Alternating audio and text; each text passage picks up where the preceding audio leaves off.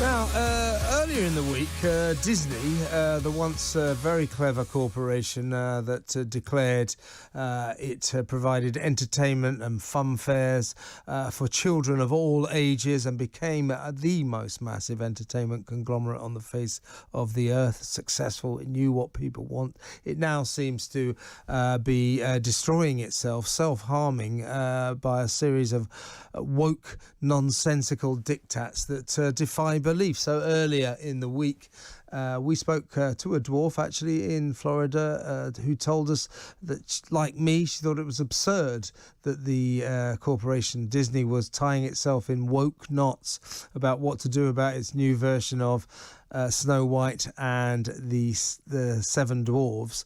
They're still in agony about the dwarves. They sorted out the Snow White problem.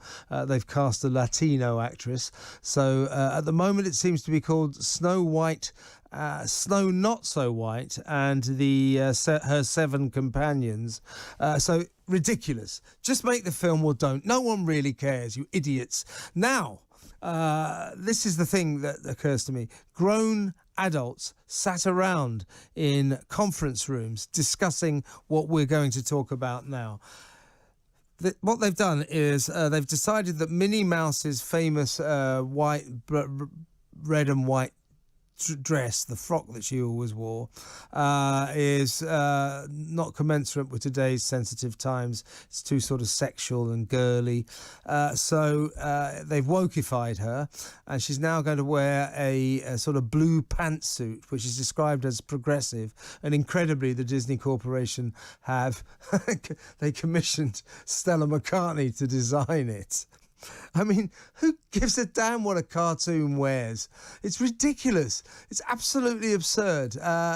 So now thoroughly modern Minnie Mouse is far more puritanical, boring and ridiculous.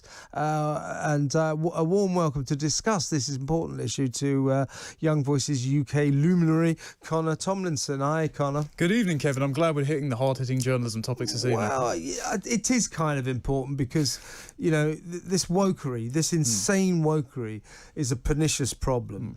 I mean, it's funny, it's absurd, but it is also worrying. What on earth do the Disney Corporation think they're doing? Well, yeah, it's incessant and in a sense tragic, because you said grown adults are sitting around talking about this. And the strange thing is... Hey, we're kind of worried about Minnie Mouse's outfit. Yeah, it's too sexual.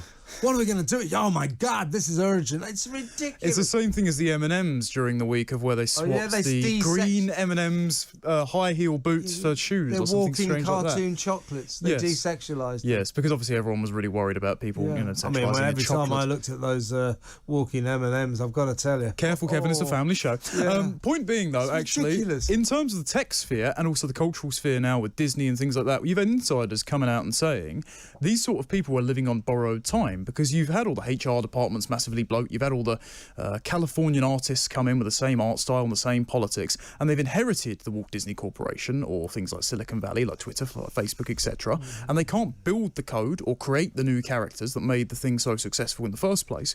All they can do is parasitize the existing thing and hollow it out for their politics, and that's why you keep seeing the remakes like Beauty and the Beast, or now Snow White with the race recast Snow White, or Ariel. Did you know they're making a Little Mermaid film at the moment? And Ariel, it's a Scandinavian tale, Ariel's black as well. So it's quite interesting, this. Same with Aladdin. So someone did the maths on Aladdin. The original Aladdin only released to, I believe, 5 different countries. And it made, adjusted for inflation, nearly $1 billion. Now, the new Aladdin made that, but it was released in 54 countries, including China, and nobody went and saw it. So nobody cares about this woke nonsense. Of course they don't care about it. And this Stella McCartney has created a new... It's not only progressive, it's also sustainable. And Minnie's new look is in honour of Women's History Month.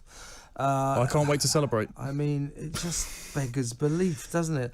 It's a cartoon character. I mean, why would they care? Well, I'd like to pick some holes in this, first of all. Stella McCartney, yes. Progressive, yes. Icon of women's achievement or whatever. Well, she's leeching off her famous dad, and I've not particularly seen any. Well, hang on a bit. Successful with this level of design, I wouldn't say really success. She's a very successful designer. I don't think she's done anything particularly amazing. Let's put it that way. Well, she's a successful designer. Successful according to the crazy fashion crowd. Well, you know. Anyway, also the pantsuit, the idea it's more sustainable when it takes more fabric than a dress is quite laughable. Yep. And also, it's bright blue pantsuit. Now, you know why they've done this. It's the same with Kamala Harris. It's the same with Hillary Clinton. They have this weird veneer of women essentially wearing men's clothing to look strong and powerful. Well, isn't implicit in the fact that they've had to change the dress to a pantsuit the idea, I thought gender didn't matter. I thought you didn't have to conform to stereotypes to be a powerful woman. But now, obviously, you have to change the way you're clothing in order to be successful and powerful. So aren't they sort of like gender-shaming Minnie Mouse in a way? So Minnie's been around since 1928, so she's almost 100 years old. And she's always worn this red and white polka dot dress, obviously. What is she in relation to Mickey Mouse, by the way? Well, she's his sort of girlfriend, isn't she? Is his girlfriend? Yes. Not a sister or anything like that? No. That's a bit Game of Thrones, not particularly the Mouse Disney. family? No, I'd hope not. Mrs. Mouse no, but and their children, Minnie and Mickey. No, have I got that wrong? I think you have got that a little bit wrong. Who cares? They're not real. Yes. They're not real. I mean, what do they think they're doing? What on earth is going on? And, the Disney Corporation, the thing is, what they've done to Minnie, an imaginary character, is they've made her more puritanical, more boring, more dull. And the Disney Corporation better remember that well-known phrase, go woke and you go broke. Well, that's the hilarious thing about you saying it very dull. I saw a segment on Mike Graham's show earlier comparing this to North Korea. I mean, the sad thing is, when Disney remade Mulan recently, did you see who they thanked in their credits? It was the Xinjiang security system in China, who are obviously in charge of policing the Uyghur detention camps.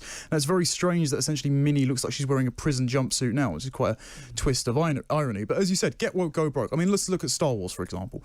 Disney procured Star Wars in about 2010. 2015, the new one came out, Force Awakens, and then since then, they made Star Wars, one of the biggest film franchises on the planet, unprofitable. The Solo film, lost money. The last Star Wars film, Episode 9, barely made its return on investment. The marketing budget meant that the budget was often larger than the amount that they got for the box office. So that is how unprofitable, unpalatable to modern audiences their injection of politics, particularly gender politics like this, into things like Star Wars, into things like Disney have made their films. They're taking the fun out of everything, and Hollywood and the Disney Corporation have always been about fun. And the problem with wokery, it's akin to an increasing level of Puritanism, if you see what I mean.